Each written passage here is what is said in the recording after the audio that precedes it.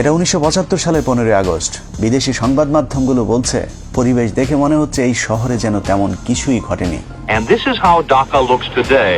The same tanks on the streets, soldiers still on guard, and yet it is almost as if nothing had happened. কিন্তু আজকের পরিস্থিতি সম্পূর্ণই ভিন্ন।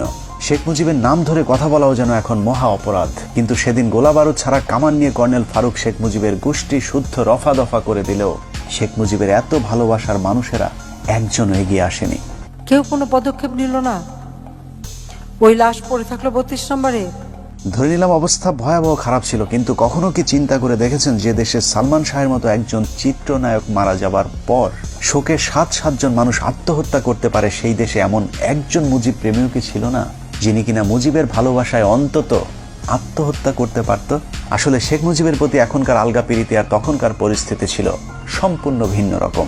একটি মানুষ ছিল না সাহস করে এগিয়ে আসার, একটি মানুষ ছিল না প্রতিবাদ করার। 15 আগস্ট থেকে 16 আগস্ট ওই লাশ পড়েছিল।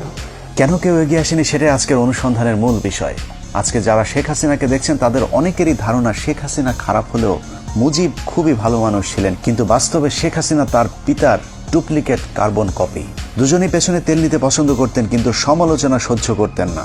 এই যে নতুন সিস্টেমে যাচ্ছি আমি। হাসিনার মতো শেখ মুজিবও দুর্নীতিবাজ, তেলবাজার, চোর বাটপার নেতাদের কাছে রেখে যোগ্যতা সম্পূর্ণ সৎ মানুষগুলোকে সরিয়ে দিয়ে নিজের বিপদ নিজেই ডেকে এনেছিলেন। মেজর ডালিম বলছি, শেখ মুজিব ও তার খুনি দুর্নীতিবাজ সরকারকে উৎখাত করা হইয়াছে। এ বিষয়ে সাংবিধানিক আইন ও রাজনীতি বাংলাদেশ প্রসঙ্গ বইয়ের 52 নম্বর পৃষ্ঠায় বলা হয়েছে, স্বাধীনতা পূর্ব মুজিব আর প্রধানমন্ত্রী হিসাবে মুজিবের মধ্যে রয়েছে আকাশ পাতাল পার্থক্য। বঙ্গবন্ধু হিসাবে মুজিব ছিলেন চমৎকার, কিন্তু প্রধানমন্ত্রী হিসাবে অত্যন্ত দুর্বল। সেই সরকার অনেক ভুল করেছে এবং সেটা আমাদের অর্থনীতিতে ভীষণভাবে আঘাত করে। বইটির 161 নম্বর পৃষ্ঠায় বলা হয়েছে, মুজিব সারা জীবন গণতন্ত্রের জন্য সংগ্রাম করেছেন, কিন্তু ক্ষমতায় যাবার পর তিনি গণতন্ত্রকে প্রাতিষ্ঠানিক রূপ দিতে চাননি। এভাবে স্বাধীনতা পূর্ব বঙ্গবন্ধু আর স্বাধীনতা পরবর্তী স্বৈরাচার মুজিবের মাঝে বিস্তর ফারাক দেখা যায়। The Awami League cadres were armed and the opposition political movement were harassed. Sheikh Mujib প্রসঙ্গে সেক্টর কমান্ডার মেজর জলিল তার অরক্ষিত স্বাধীনতায় পরাধীনতা বইয়ের 35 নম্বর পৃষ্ঠায় লিখেছেন, মুক্তিযুদ্ধের জনক হিসেবে পরিচিত মুজিব মুক্তিযুদ্ধের চেতনায় পুরোপুরি বিশ্বাসী ছিলেন না বলেই মুক্তিযুদ্ধের পর তার মধ্যে পরিলক্ষিত হয় মারাত্মক দ্বন্দ্ব আর অস্থিরতা, যে কারণে তিনি কখনো রাষ্ট্রপতি আবার কখনো প্রধানমন্ত্রী হয়েছেন। মুক্তিযুদ্ধ শেষ হবার পর দেশে ফিরেই শেখ মুজিবের মাথায় কিভাবে ক্ষমতাকে কুক্ষিগত করা যায় সেই চিন্তায় ঘুরপাক খাচ্ছিল, যে কারণে মুজিবনগর সরকারের সিদ্ধান্ত অনুযায়ী শেখ মুজিব রাষ্ট্রপতি। তবে তার অনুপস্থিতিতে সৈয়দ নজরুল ইসলামকে সরিয়ে তার রাষ্ট্রপতি হবার কথা, কিন্তু শেখ মুজিব রাষ্ট্রপতি না হয়ে প্রধানমন্ত্রী হতে চাইলেন, কারণ প্রধানমন্ত্রীর ক্ষমতা রাষ্ট্রপতির চাইতেও বেশি। 10 জানুয়ারি ভারত থেকে ফিরে ঢাকা বিমানবন্দর থেকে ট্রাকে করে রেসকোর্স ময়দানে যাওয়ার পথেই মুজিবুর রহমান তাজউদ্দিনের কানে কানে বললেন, তাজউদ্দিন, আমি কিন্তু প্রধানমন্ত্রী হব। যে তথ্যটি তাজউদ্দিন আহমেদের মেয়ে শারমিন আহমেদ তার লেখা তাজউদ্দিন আহমেদ নেতা ও পিতা বইতে উল্লেখ করেছেন। যেই কথা সেই কাজ। মুজিবনগর সরকারের অস্থায়ী সংবিধান বাতিল করে 11 তারিখে নতুন সংবিধান আদেশ জারির পর 12 তারিখে তাজউদ্দিনকে সরিয়ে প্রধানমন্ত্রীর চেয়ারে বসেন শেখ মুজিব। তার ঠিক 10 দিন পর 22 জানুয়ারি রাষ্ট্রপতির পদ থেকে সৈয়দ নজরুল ইসলামকে সরিয়ে মুজিবের পছন্দের মানুষ বিচারপতি আবু সাইদ চৌধুরী ও পরে মোহাম্মদ উল্লাহকে রাষ্ট্রপতির পদে বসান। তবে দুজন রাষ্ট্রপতির সাথে মুজিব চাকরের মতো আচরণ করতেন। সাংবিধানিক আইন ও রাজনীতি বাংলাদেশ প্রসঙ্গ বইয়ের 47 নম্বর পৃষ্ঠায় বলা হয়েছে, 72 থেকে 75 শেখ মুজিব প্রধানমন্ত্রী থাকাকালীন দুজন রাষ্ট্রপতির একজনকেও তিনি পাত্তা দিতেন না। মুজিবের অগণতান্ত্রিক ও অসাংবিধানিক কাজের বিরুদ্ধে কথা বলার সাহস ছিল না তাদের। একই পৃষ্ঠায় বলা হয়েছে, মুজিব আর ক্যাবিনেট সদস্যদের সম্পর্ক ছিল প্রভু আর ভিত্তের মতো। ক্ষমতা পেয়ে বদলে যাওয়া মুজিবের একনায়কতন্ত্রের বিরুদ্ধে যে যখন প্রতিবাদ করেছে তাকেই তিনি তখন শায়েস্তা করেছেন। স্বাধীনতার দলিলপত্রের প্রথম খণ্ডে শেখ মুজিবের মাস্তানির এক ভয়ঙ্কর বর্ণনা তুলে ধরা হয়েছে, যেখানে বলা হয়েছে 1972 সালের 11 এপ্রিল কে ওবায়দুর রহমান সংসদে বলেন, এ পরিষদ যদি সার্বভৌম না হয় তাহলে মন্ত্রিসভার ক্ষমতার উৎস কোথায়? মাননীয় স্পিকার, আমার দাবি অবিলম্বে এই গণপরিষদকে স্বাধীন বাংলাদেশের পার্লামেন্ট হিসেবে ঘোষণা করা হোক। এ কথা বলার সময় তাকে বারবার থামিয়ে দিচ্ছিলেন মুজিবের তেলবাজ স্পিকার আব্দুল মালেক উকিল। স্পিকার কোনোভাবেই কে ওবায়দুরকে থামাতে না পারলে শেখ মুজিব স্পিকারকে বলেন, মেম্বারদের একটা বিষয়ে হুঁশিয়ার করতে চাই, স্পিকার যখন কথা বলেন তখন আর কারো কোনো কথা বলার অধিকার নাই, বললে তাকে পরিষদ থেকে বের করে দিতে পারেন। অথচ সংসদের ভেতরে স্পিকারকে প্রধানমন্ত্রীর এ ধরনের আদেশ নির্দেশ সম্পূর্ণভাবে বেআইনি। শেখ মুজিবের স্বৈরতন্ত্রের বিরুদ্ধে আরও অনেকেই কথা বলা শুরু করলে বিক্ষুব্ধ গণপরিষদ সদস্যদের শায়েস্তা করবার জন্য শেখ মুজিব ভয়ঙ্কর এক অদ্ভুত আইন তৈরি করেন, যার নাম গণপরিষদ সদস্য পদ বাতিল আদেশ। জনগণের দ্বারা নির্বাচিত প্রতিনিধিদের বিরুদ্ধে এ ধরনের আইন আজও পর্যন্ত পৃথিবীতে বিরল। এই আইনের মাধ্যমে শেখ মুজিব যখন যাকে ইচ্ছে হয়েছে গণপরিষদ সদস্যের পদ থেকে বহিষ্কার করেছেন। আইনটি পাশের মাত্র 3 মাসের মধ্যে 46 জন এমপিকে বরখাস্ত করেন একনায়ক মুজিব। একের পর এক শেখ মুজিবের স্বৈরতান্ত্রিক আইন পাশের বিরুদ্ধে তৎকালীন তরুণ parliament member barrister Amirul Islam Sheikh মুজিবকে বলেন, আপনি একা এ ধরনের আইন তৈরি করতে পারেন না। কোনো আইন তৈরি করতে হলে অবশ্যই আইন পরিষদের অনুমতি নিতে হবে। এতে ক্ষিপ্ত হয়ে মুজিব আমিরুল ইসলামকে বলেন, তুমি একজন অদক্ষ যুবক, তুমি দেশ পরিচালনার কি জ্ঞান রাখো?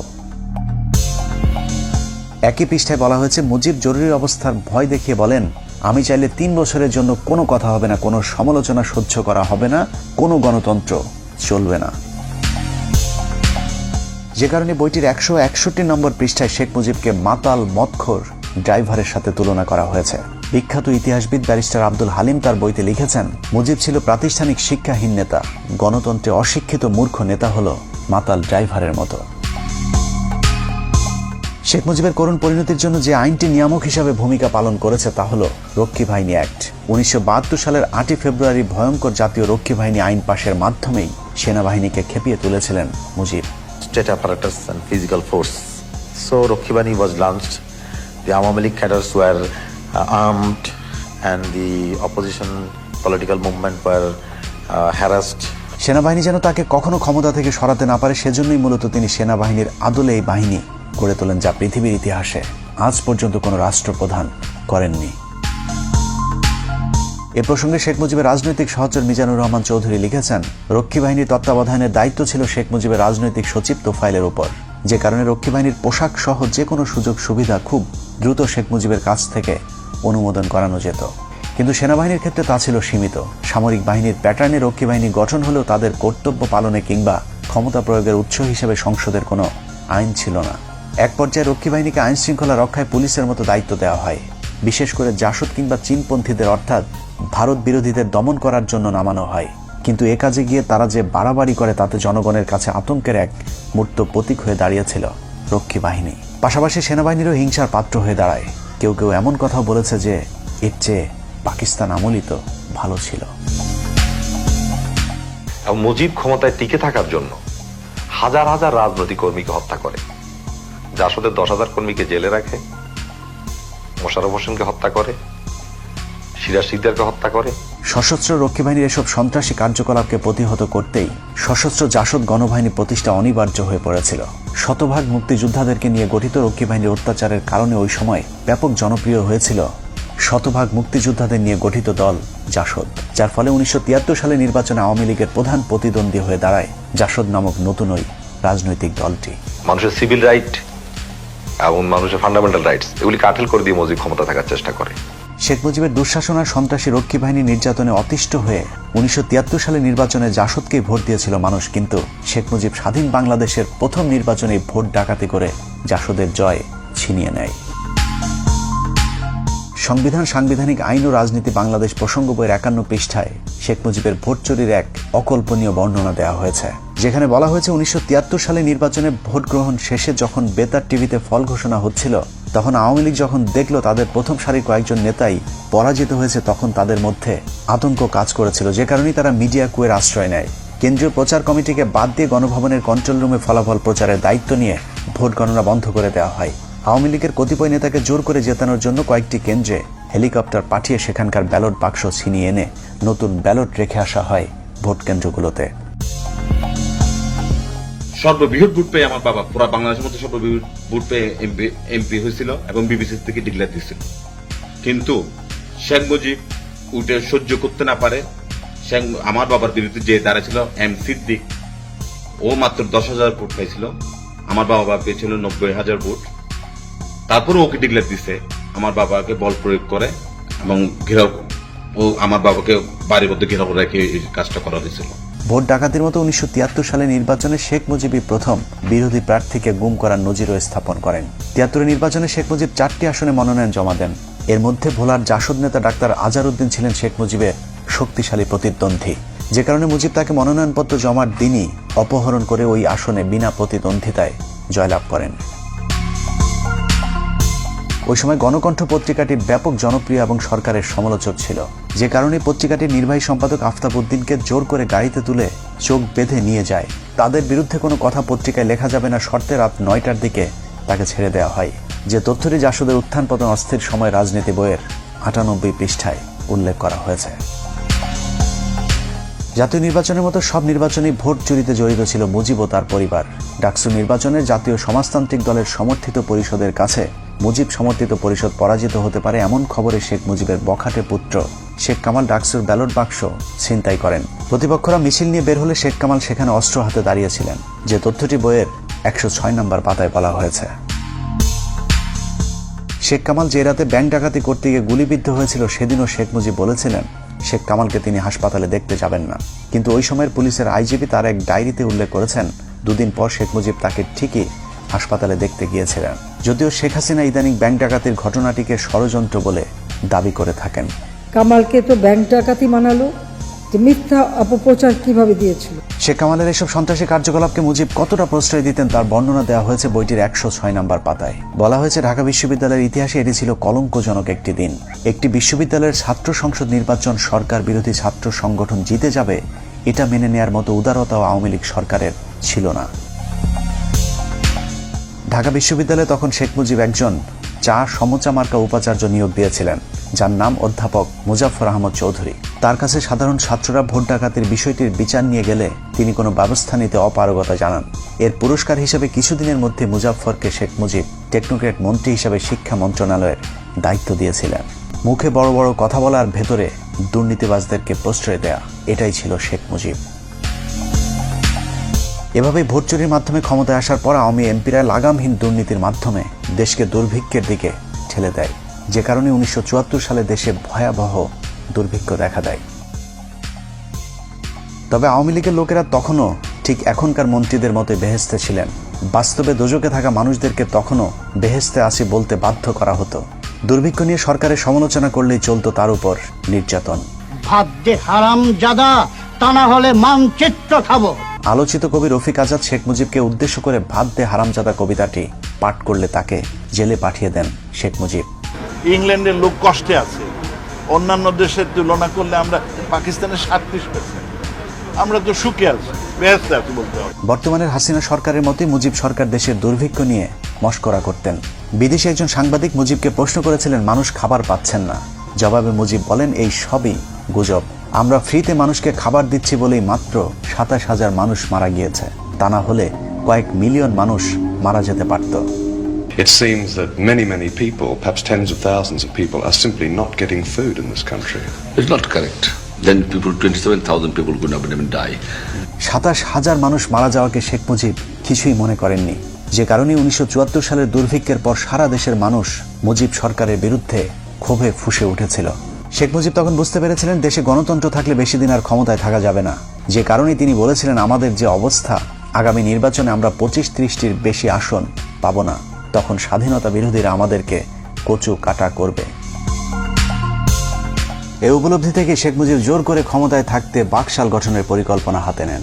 আজীবন ক্ষমতায় থাকার এরকম অগণতান্ত্রিক পরিকল্পনার সাথে আওয়ামী লীগ নেতারাও এক হতে পারেননি, কিন্তু যারাই বাকশালের বিরোধিতা করেছিল তাদের অবস্থা কতটা দুর্বিষহ হয়েছিল তা ওই সময়ের বিভিন্ন রাজনীতিবিদদের বক্তব্যে উঠে এসেছে।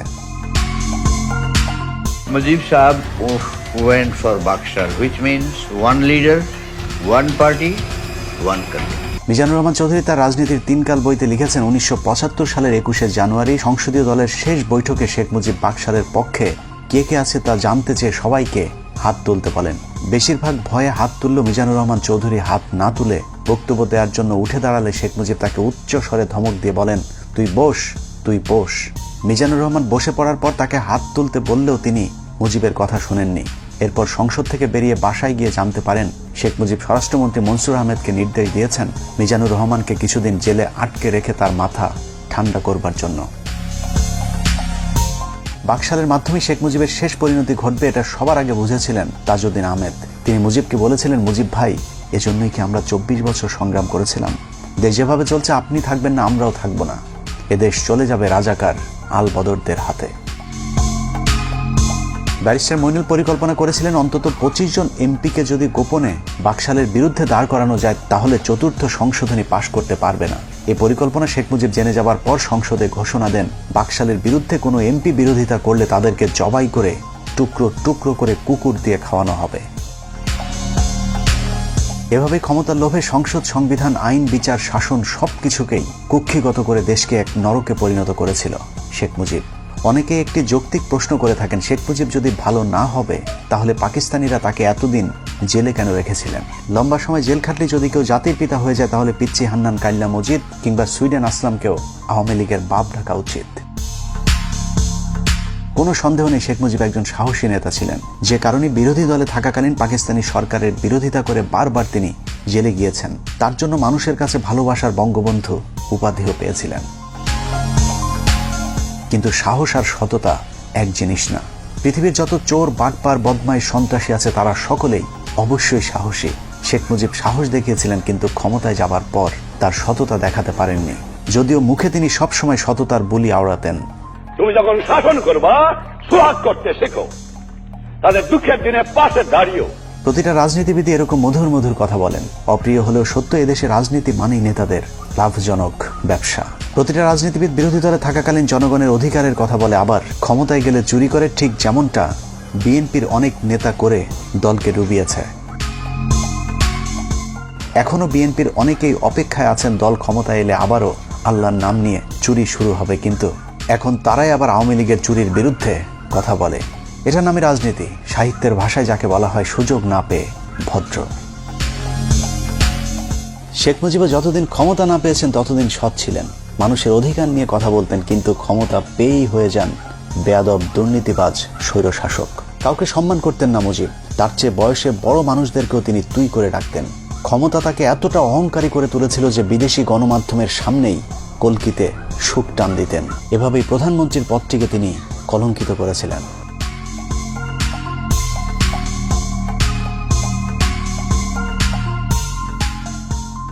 এসব কারণে মুজিবের মৃত্যুতে কেউ এগিয়ে আসেনি। সারা দেশের মানুষ মিষ্টি বিতরণ করে খেয়েছিল।